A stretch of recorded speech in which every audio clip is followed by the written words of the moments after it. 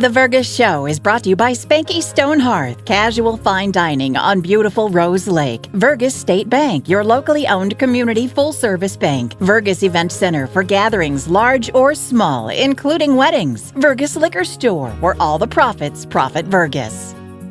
Make the right call. Call Hanson's, the most trusted name in plumbing and heating.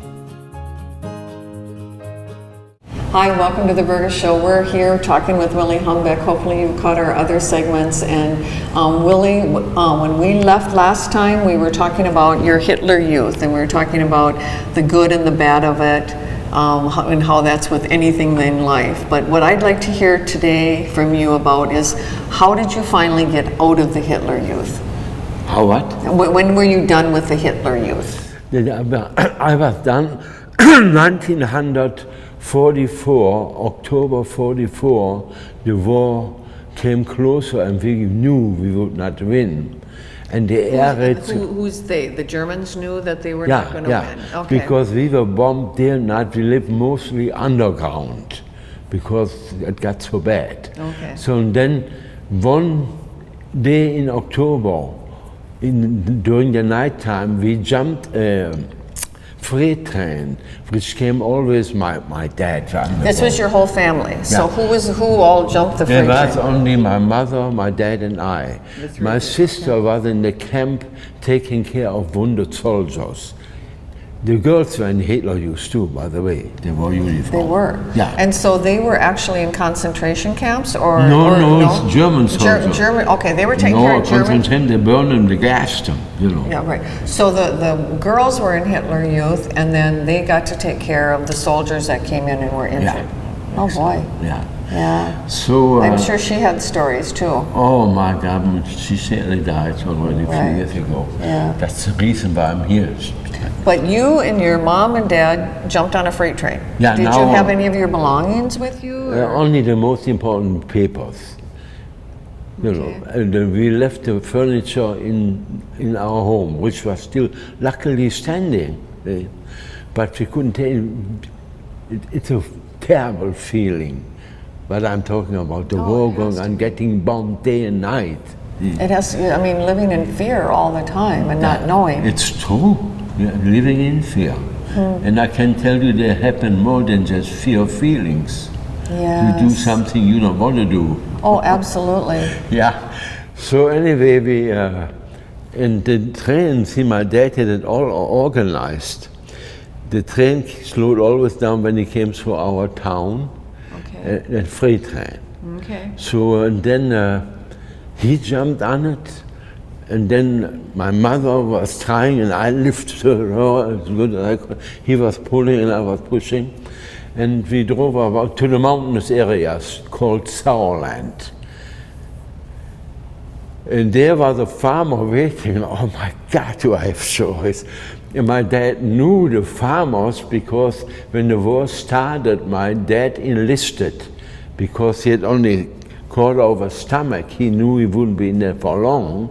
And he was right, so he was in charge of a prisoner Starlack, a small one, in Munsterland, a farming country, where all the farmers were, and that's why he knew the farmers. Sure. So when we arrived in that little mountain town, the farmer was waiting already. So my dad had it somehow finagled that we would come. You kept in contact. Yeah. Yes. And then those days, the farmer houses were one complex. The farmer was living in front, you know, with his fireplace, cozy. In the back were all the animals, no machinery. Those days there were no machineries. Right. All horses, cows, beefs, chickens, but all was in the back. And the feed was on top in the attic. And that's where we were living, with cardboard walls. Well, not big at all. And we had a little cannon stove, and of course for eating, the farmer told us always to come down. So was he basically hiding you? Yeah, that was me. And that's the other story. Because the main reason, towards the end, and they knew we were losing, they built the Volkssturm, People's Storm. Everybody, the Hitler Youth mainly, I knew how to shoot, how to blow up a tank. That's what we learned. Eh? Right. So now they were building the Volkssturm. the Hitler, anybody, you could be 200 years old, if you could carry the gun, you were drafted in. And if they knew you were not there, they hang you right away when they catch you. Yeah. So we got lucky. Like I said, my dad was very intelligent. So we got out of it. We were hiding. That was the whole thing. You were hiding. And the countryside were not bombed because there was no factories. So we were kind of secure there. Just secluded back there. And so how long were you hidden? From October to April, when the Americans marched into that mountain town. That's another story. We cannot do that in 2 sessions. I have stories. Yes, you have stories, but tell me about what you felt when you saw the Americans coming. Oh, anyway, before the Americans came, German soldiers came running up there, and there were no paved road, all mountain roads. German soldiers came running. They wanted our clothes to get rid of their uniforms. And we had nothing, but the farmer gave them what they could. And then they disappeared, and they said, the Americans coming, the Americans coming. So they ran in the mountains, up high. So the Germans came there scared. Yeah, they were fleeing. They were fleeing. Yeah. They didn't want to find them, but they couldn't stop it. So they came to this farmer's house looking for clothes so that they wouldn't be identified. Yeah, but they wanted to close and then disappear. They didn't want to stay long. No, I'm sure not. And so they went into the mountains with the civil, and I don't know what happened to their uniform. I don't. So anyway, and then shortly after that, we saw the first tank rolling in from down below, out of the town, full of American soldiers. And we were standing there weeping, and then lifted all their guns.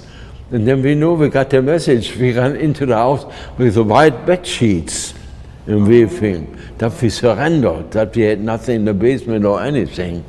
And then they stopped. We lived pretty much on the end of the town, to the mountain border, Sure.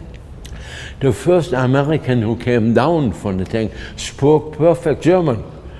Okay. Yeah. So did you speak any English at that time? No, not a word. No. I mean, I didn't even know when I came. See? So, and they told us what to do, go in the basement again, stay there, and they would let us know when they left. So when they left us with whiskey, care packages with chocolate, which we didn't know what chocolate was, So they were very fair, but what they did, they took all the fresh food from the farmers away, Sure. Understand? They made an exchange, Okay. And we were treated very, very well. They were not there for a little time, I would say. Or maybe a week. Oh, they were there. And then Sure. and some passed by right in front, But we didn't hear much shooting anymore. No, Oh, I take that back. There was a group we never saw them, out when they shut down from the mountains, but they wiped them out quick. Okay. The Americans. Well, what you've experienced, Willi, is pretty incredible, and. Some people even don't believe it, but see, I don't care what they believe it or not. Well, you know I what love you went to through. talk about it. I even used to talk in school, Vortex school, Sure. and all. And I didn't charge anything. I do that with my heart to make people think. Right. Yeah? Right. But doesn't do any good still going on, No. And so, Willi, I've got a few more questions. Are you willing to do one more segment with me? Do what? One more segment with me? More, Okay. yeah. All right. Sounds good. I got All right. time You stay to tuned. We've got 11. one more coming. You got time. I've got some time. We hope our to 11 o'clock. Okay. Sounds good. You have a good day, Vergas.